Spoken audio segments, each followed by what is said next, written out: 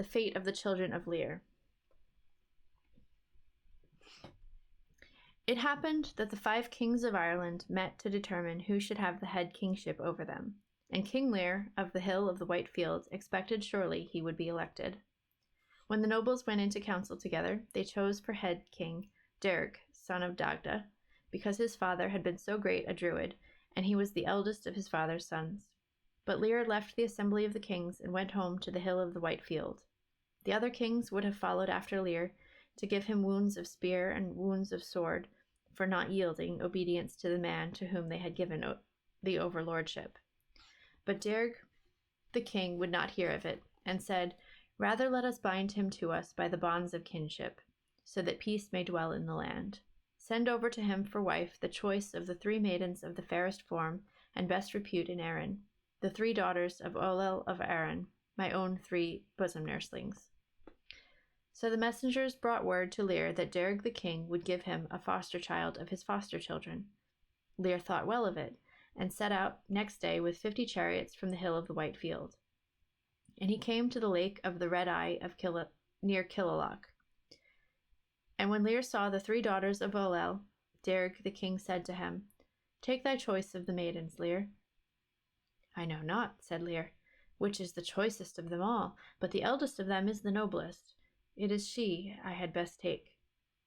"If so," said Derg the king, "Ove is the eldest, and she shall be given to thee, if thou willest."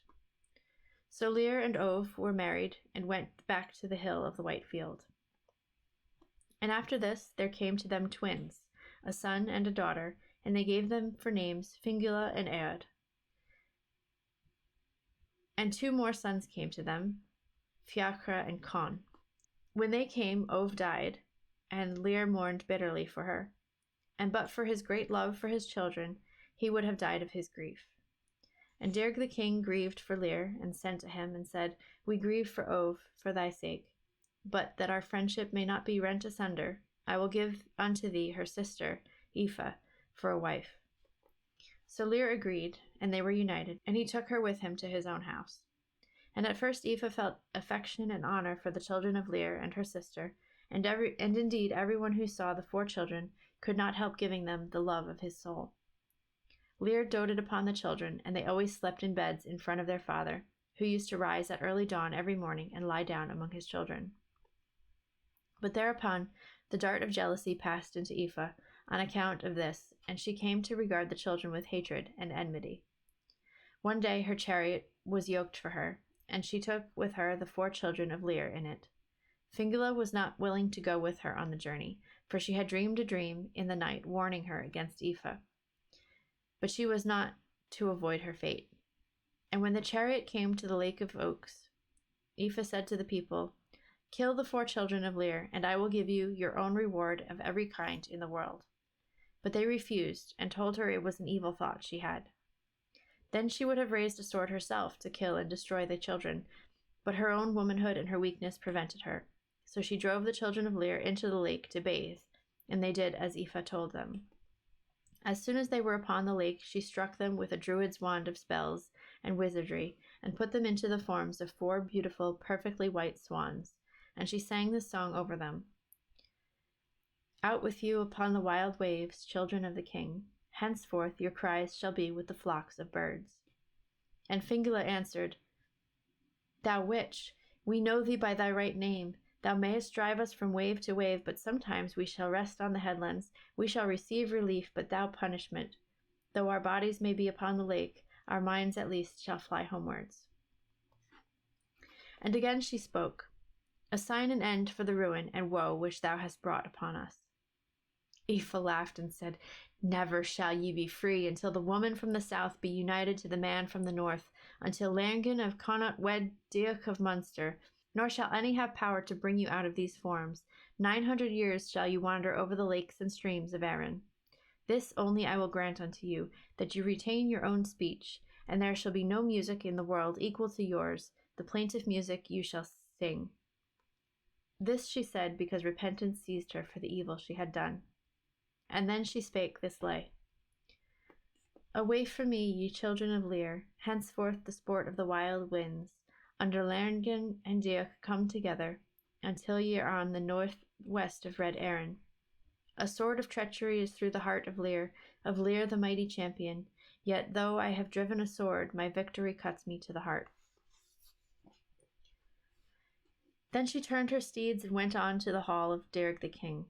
The nobles of the court asked her where were the children of Lyr, and Aoife said, Lyr will not trust them to Dyrg the king. But Dyrg thought in his own mind that the woman had played some treachery upon them, and he accordingly sent messengers to the hall of the White Field. Lyr asked the messengers, Wherefore are you come? To fetch thy children, Lyr, said they. Have they not reached you with Aoife? Said Lyr. They have not, said the messengers, and Aoife said it was you would not let the children go with her. Then was Lyr melancholy and sad at heart, hearing these things, for he knew that Aoife had done wrong upon his children, and he set out towards the lake of the Red Eye. And when the children of Lyr saw him coming, Fingula sang the lay. Welcome the cavalcade of steeds, approaching the lake of the Red Eye, a company dread and magical, surely seek after us. Let us move to the shore, O Ead, Fiachra and comely Con. No host under heaven can those horsemen be, but King Lyr with his mighty household. Now as she said this, King Lyr had come to the shores of the lake and heard the swans speaking with human voices. And he spake to the swans and asked them who they were. Fingula answered and said, We are thy own children, ruined by thy wife, sister of our own mother, through her ill mind and her jealousy. For how long is the spell to be upon you? Said Lyr. No one can relieve us till the woman from the south and the man from the north come together, till Lurgan of Connaught weds Deoch of Munster. Then Lyr and his people raised their shouts of grief, crying and lamentation, and they stayed by the shore of the lake listening to the wild music of the swans until the swans flew away, and King Lyr went on to the hall of Dyrg the king. He told Dyrg the king what Aoife had done to his children, and Dyrg put his power upon Aoife, and bade her say what shape on earth she would think the worst of all. She said it would be in the form of an air demon. It is into that form I shall put you, said Dyrg the king, and he struck her with a druid's wand of spells and wizardry, and put her into the form of an air demon. And she flew away at once, and she is still an air demon, and shall be so forever. But the children of Lyr continued to delight the Milesian clans with the very sweet fairy music of their songs, so that no delight was ever heard in Erin to compare with their music until the time came appointed for the leaving the lake of the Red Eye. Then Fingula sang this parting lay. Farewell to thee, Dyrg the king, master of all Druids' lore. Farewell to thee, our father dear, Lyr of the hill of the White Field. We go to pass the appointed time away and apart from the haunts of men. In our current of the Moyle, our garb shall be bitter and briny. Until Deoch come to Lurgan, so come, ye brothers of once ruddy cheeks. Let us depart from this lake of the Red Eye. Let us separate in sorrow from the tribe that has loved us. And after they took to flight, flying highly, lightly, aerially, till they reached the Moyle, between Erin and Albin. The men of Erin were grieved at their leaving, and it was proclaimed throughout Erin that henceforth no swan should be killed. Then they stayed all solitary, all alone, filled with cold and grief and regret, until a thick tempest came upon them, and Fingula said, Brothers, let us appoint a place to meet again, if the power of the winds separate us.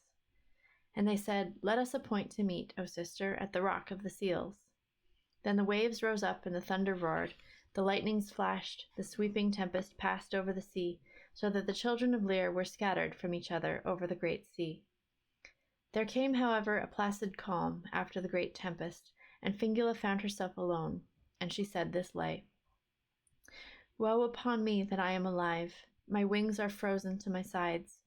O beloved three, who hid under the shelter of my feathers, until the dead come back to the living, I and the three shall never meet again. And she flew to the lake of the seals, and soon saw Con coming towards her with heavy step and drenched feathers, and Fiachra also cold and wet and faint, and no word could they tell, so cold and faint were they. But she nestled them under her wings, and said, If Eod could come to us now, our happiness would be complete. But soon they saw Eod coming towards them with dry head and preened feathers. Fingula put him under the feathers of her breast, and Fiachra under her right wing, and Con under her left, and they made this lay. Bad was our stepmother with us. She played her magic on us, sending us north on the sea in the shapes of magical swans. Our bath upon the shore's ridge is the foam of the brine-crested tide. Our share of the ale feast is the brine of the blue-crested sea. One day they saw a splendid cavalcade of pure white steeds coming towards them, and when they came near, they were the two sons of Dearg the king, who had been seeking for them to give them news of Dearg the king and Lyr their father. They are well, they said, and live together happy in all, except that ye are not with them, and for not knowing where ye have gone since the day ye left the Lake of the Red Eye. Happy are not we, said Fingula, and she sang this song. Happy this night the household of Lyr, abundant their meat and their wine. But the children of Lyr, what is their lot? For bedclothes we have our feathers, and as for our food and our wine, the white sand and the bitter brine, Fiachra's bed in Con's place. Under the cover of my wings on the moil, Eod has the shelter of my breast, and so side by side we rest. So the sons of Dearg the king came to the hall of Lyr and told the king the condition of his children.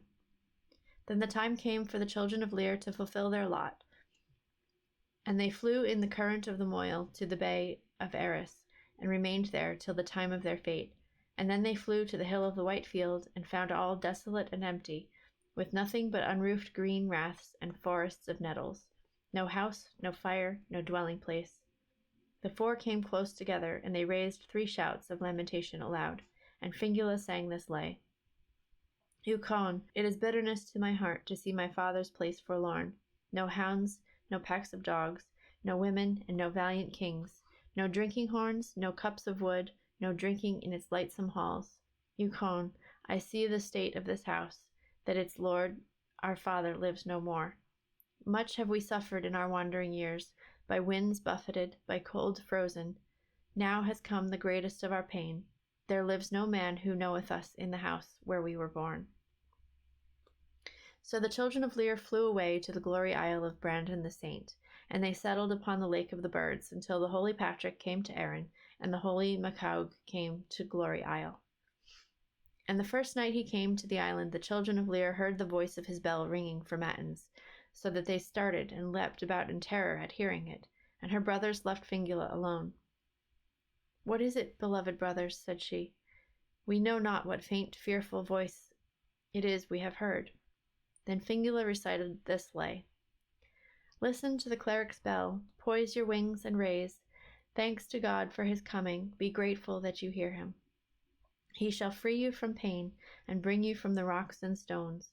Ye comely children of Lyr, listen to the bell of the cleric. And Macaug came down to the brink of the shore and said to them, Are ye the children of Lyr? We are indeed, said they. Thanks be to God, said the saint. It is for your sakes I have come to this isle beyond every other island in Erin. Come ye to land now and put your trust in me. So they came to land, and he made for them chains of bright white silver, and put a chain between Eod and Fingula, and a chain between Con and Fiachra. It happened at this time that Llanginn was prince of Connaught, and he was to wed Diolch, the daughter of the king of Munster. She had heard the account of the birds, and she became filled with love and affection for them, and she said she would not wed till she had the wondrous birds of Glory Isle. Llanginn sent for them to the Saint Macaug, but the saint would not give them, and both Llanginn and Diolch went to Glory Isle. And Llanginn went to seize the birds from the altar, but as soon as he had laid hands on them, their feathery coats fell off, and the 3 sons of Lyr became 3 withered, bony old men, and Fingula, a lean, withered old woman without blood or flesh. Llanginn started at this and left the place hastily, but Fingula chanted this lay. Come and baptize us, O cleric, clear away our stains. This day I see our grave, Fiachra and Con on each side, and in my lap, between my 2 arms, place Eod, my beauteous brother. After this lay, the children of Lyr were baptized, and they died, and were buried as Fingula had said, Fiachra and Con on either side, and Eod before her face. A cairn was raised for them, and on it their names were written in runes. And that is the fate of the children of Lyr. Interesting. It kind of feels like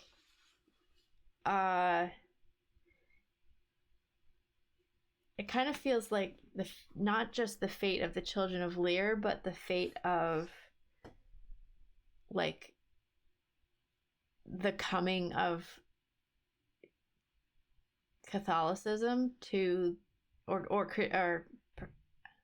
hold on, Catholicism, yeah,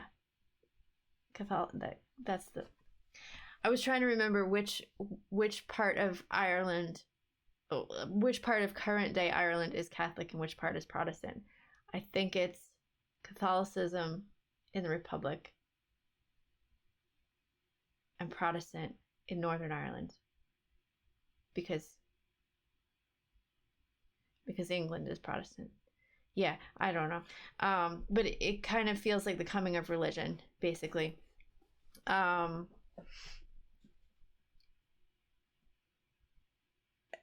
so in a way, it's sort of like the fate of Ireland. But reading that might just be, or like interpreting it that way might just be kind of my understanding of history, and in a like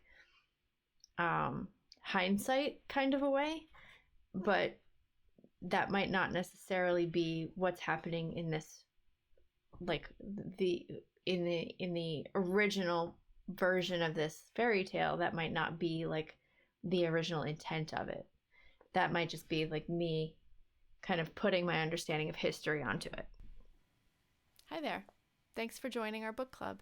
If you'd like to join the conversation, I would love it if you would leave us a comment.